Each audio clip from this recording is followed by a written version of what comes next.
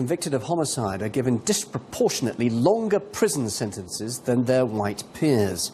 52% of white youths were convicted of manslaughter as opposed to murder, usually leading to a shorter sentence. This applied to just 30% of black children. Of those convictions, 23% of black youths were given 10 years to life, while no white teens were sentenced to more than a decade. More than half of white children received less than 4 years, compared to just 5% of their black peers.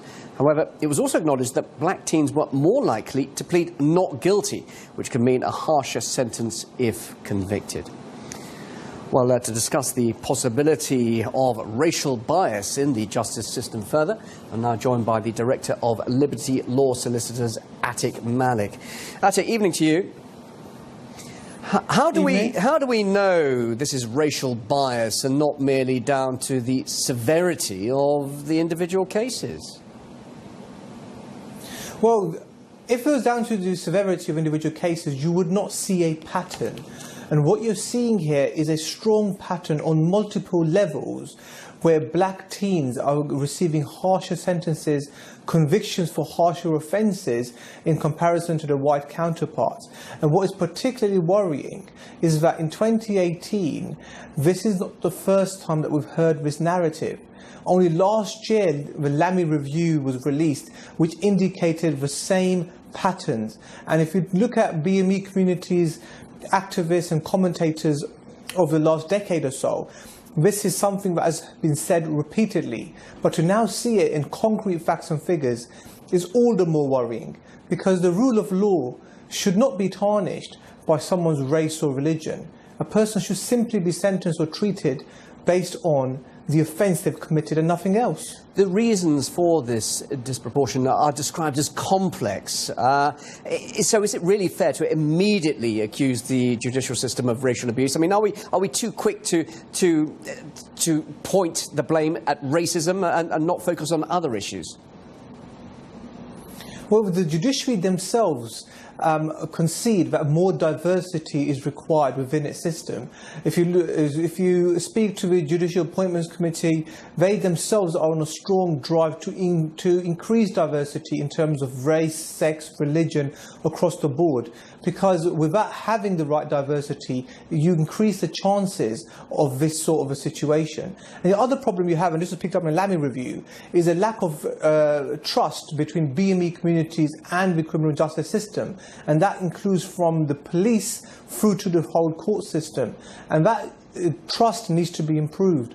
And it's due to that breakdown in trust that BME community members are more likely to plead not guilty in comparison to their white counterparts. So explain that a bit more, because obviously if you plead not guilty, then you can obviously end up, well, if you plead guilty, I suppose, you could end up with perhaps less of a sentence. So you go for not guilty. Why are they saying that? Are they being badly advised? So the way it works is, when the person is going through a criminal case, they're advised on the credit that they get for a guilty plea. So if they plead guilty at a very early stage, they get a percentage off what they would otherwise get. The maximum discount they get is 1/3.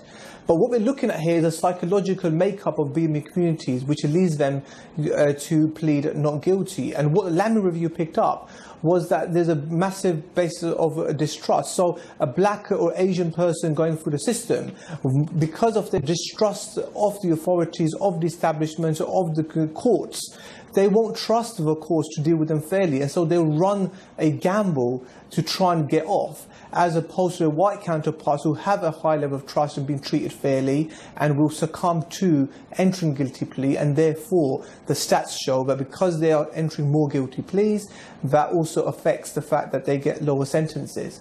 And so that's just one aspect of it. But then, of course, how does that explain the fact when people are going to trial, more people of white backgrounds are being found guilty for manslaughter as opposed to murder in comparison to the black teens? I mean, that in itself it indicates a serious problem. Attiq, are you encouraged, though, that there's been a strong reaction from MPs, indeed an angry reaction?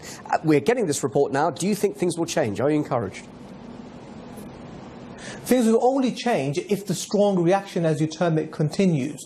It has to come from everybody, from the MPs, from the people on the ground, from the BB communities, from the non-BB communities. Everybody needs to rise up and make as much noise as possible. And more importantly, a strong change and demand for change needs to come from the criminal justice system itself.